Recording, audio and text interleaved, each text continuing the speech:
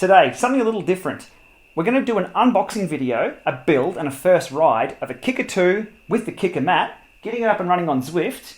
But I've done this before many times. You know that I'm old hat at this, got the process down pat. This time I'm going to hand it over to Von. I'm going on the other side of the camera, no input whatsoever, and this is all up to Von. So ladies, this one's for you. How easy is this process? It's not just the realm of the guys now. A lot of women are out there buying smart trainers. And this is exactly what you'll get if you bring one home from the store or order one online. So we have the setup ready to go, but how do you glue it all together? How easy is this process? Veronica? I'm up for the challenge. Over to you. So if I am going to set up this room for the way I would like to use it, first of all, from my process, I would like to have my mat set up, put my trainer on, plug it all in, then put my bike on it. So let's try and see if that process will work.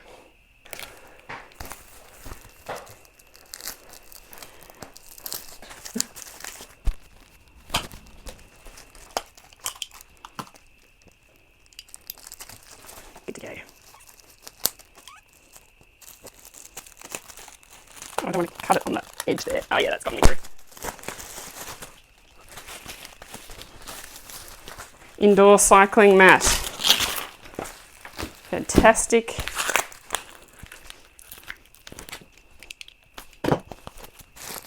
This is quite wide. This is good.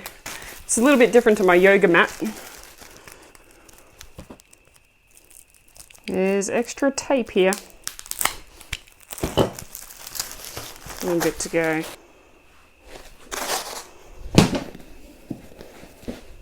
Kickr power trainer. Looks good. Let's see how long it is.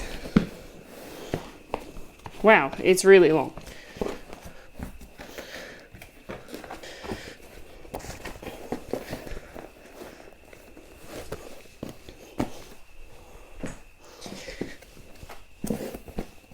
All right. That's like a runway. Should be good to go now. Okay, now for the trainer.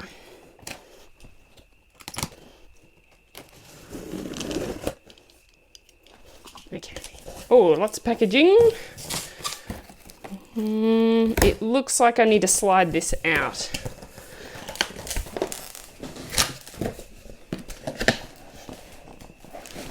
Oh, it's a beast.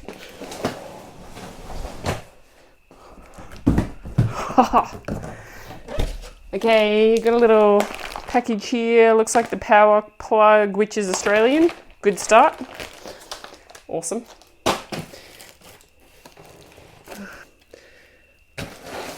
And that's upside down. So I'm going to need to spin it around. Another power pack.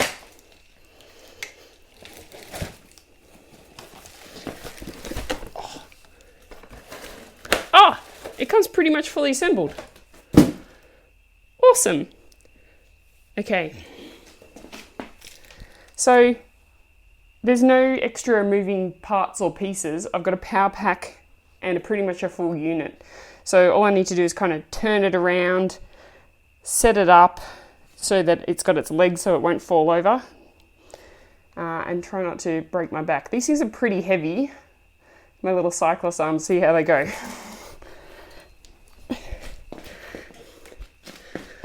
Also comes with a cassette and already one of those really heavy duty steel skewers. So when you take your wheel off, you don't need to take your skewer out and put it on the trainer.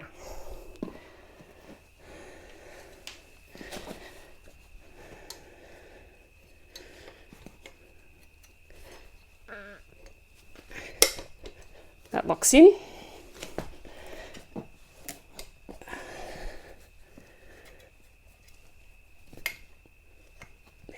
You push those in to lock it into place, like that. So now there's an up and down height on this, which is indicated by this other blue part here. So I've played with these blue buttons. Now there's a blue part here.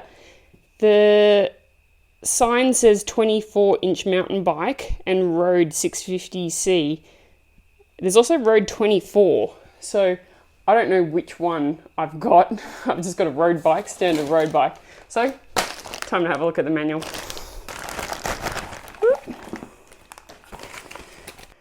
cadence sensor.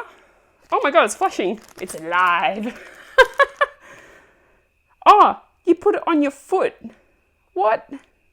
Important information. Is this my important information? No, it's just about the warranty. The Kickr quick start guide. The kickstart guide, hey? Okay, pretty pictures. This looks all pretty standard. I've got an 11-speed road bike, so I bought an 11-speed Kickr. The new Kickr2s pretty much are all 11-speed anyway. The specific wheel size by relocating the height adjustment knob on the center leg to the appropriate setting. Right, so what's my appropriate setting? There's no detail on that. Then it's just all in other languages. So I can't figure it out. I'd either normally just go with what I've got and see how it goes in case something's broken, or I'd phone a friend. So in this case, Shane. Road bikes are known as 700C. I can see that. 28-inch, depending on the type. So let's have a look to see if there's 700C on there. Yeah, I can see it. I don't know if you can see from that angle, but this says 24-inch road 750C, and then hidden just under says 700C. So I'm going to try for that setting.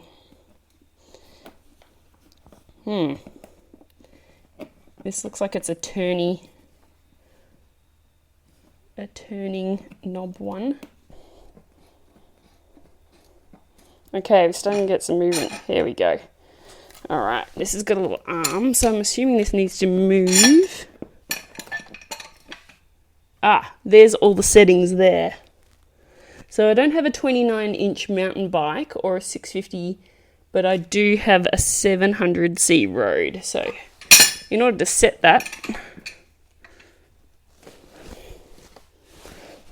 the whole thing doesn't want to move.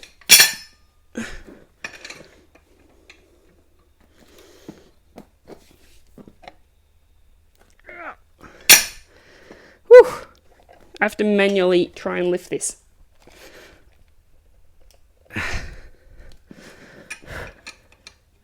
No, that's hardly moved it at all.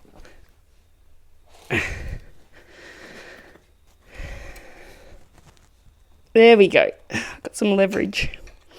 So that will adjust to there, I think now.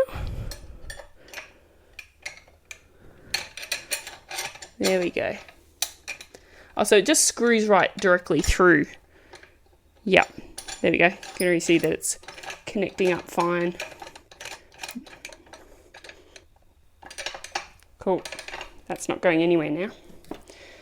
Okay, nice and stable. One thing I did notice is that it's got like little adjustable feet on each side.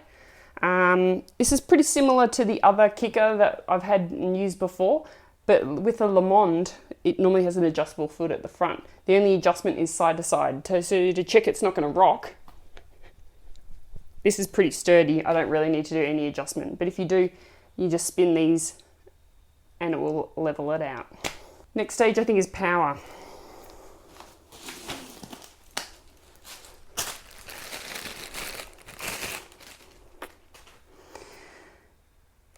So this looks all pretty standard. I'm looking for something that will adapt to that, which is pretty obvious. It's sticking out the back. Oh, Insta lights. So we've got a bit of Bluetooth, bit of amp plus. I don't need to do anything with the cassette. It's already on there. Looks like it's got 11. I'll count them all. 4, 5, 6, 7, 8, 9, 10, 11. We're good. We've got 11. So all I should need to do now is take my wheel off my bike, put it onto the unit and give it a test pedal to see if we can get some lights and activity happening with the Wahoo app, and then get Zwift happening. I've just gone through the manuals, and the cadence sensor I won't actually need for my setup because I've already got a cadence sensor in my power meter on my bike. So nice to have, could be good for other things. So there's two things in this bag. One is a ring, which is for a 10-speed spacer. I won't actually require that. I'm running 11-speed. And the other thing that looks like a weird key is actually for disc brakes. So you put that in disc brakes when you've got it on the machine. So I don't have those either. I won't need to utilize that. I'll put that back in the box. All right, now we need to get the bike onto the trainer, give it a pedal, see if it's all set up right. Easiest way is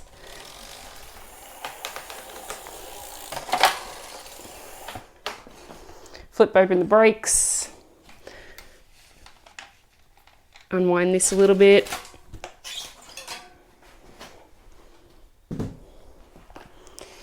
and stick it on the outside cog. And this should be wide enough. When you put this on, you got to push it down so that it sits appropriately with your chain stays onto there. And what I do is I push down here as well to do it up.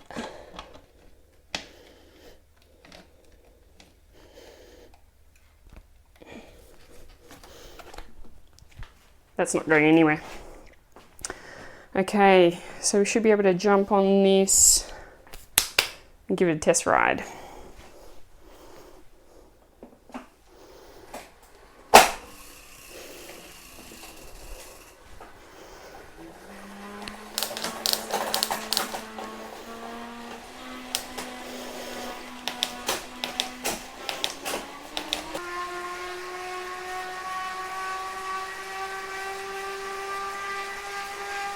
Okay, so now I'm going to load the Wahoo Fitness app to check the Kickr is all good and working, that I can connect to it, and that it has the latest software firmware on it.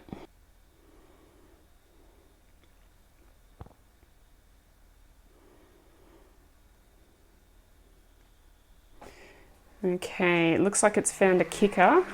Just going to spin this to see. That looks like the same Kickr. It's got power, speed, wheel circumference. Oh, we got an update. Okay, so it's going to use my local internet here to download the latest update. Okay, it says success, that the firmware update has completed, that I need to turn my Bluetooth settings on and off. So then you'll also need to power off and power on your Kickr. Okay, so first things first, turning my Bluetooth off and on. Off. On. Woo! Complete. Now I need to unplug and replug in my Kickr. Okay, so we've got power on here. I'm literally just gonna unplug and then replug it in again. Yep, we've got some lights flashing. It's looking good. Okay, so got it all set up. Normally you would do a spin down straight away to settle everything in once it's been unboxed, but I just want to get on Zwift, so let's see if that all connects up. First things first, before I load Zwift, got to close the Wahoo app. Good to go. So I want to load it up on the computer here first. I've plugged in my ant sensor. All I should need to do then is log in to Zwift and see if it will pick it up as a sensor on there as well. And I've already got my account, so I'm just going to hit ride. Okay, so here we are at the pairing screen. So this is a fresh setup. What I need to work out is to make sure that my trainer down here is set up as a controllable trainer. So I'm going to search for it, and it's come up with two items here, the Wahoo Kickr and something that's an FEC dash. So I know I've got a Kickr. I'm going to click on that and hit OK. Okay, so the other thing I need in order to start Zwift is a power source. Here we've got the Kickr that's popped up again, so I'm going to select that so it will register all my details from my bike. So I would normally wear a heart rate. If you wear a heart rate, you can search for it there. You can also choose cadence if you've got a cadence sensor that you've installed or on your bike. And then we should be good to go by hitting OK. Standard Zwift setup. If you haven't played with it before, just hit the ride button and go. There I am in my Zwift Academy kit. So this should pick up my sensors and we should be able to see me ride.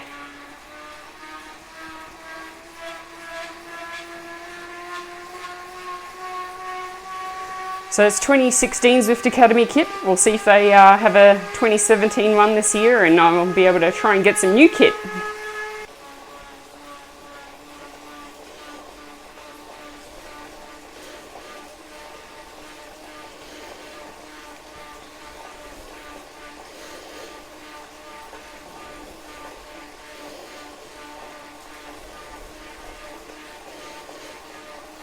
So I hope this has shown that it's a pretty simple setup process for anyone else that wants to give this a try. Now we're all set up, I hope that you guys can join us online and try some of the rides. You'll be able to see them all on the Zwift mobile app to sign up and ride along with all of us.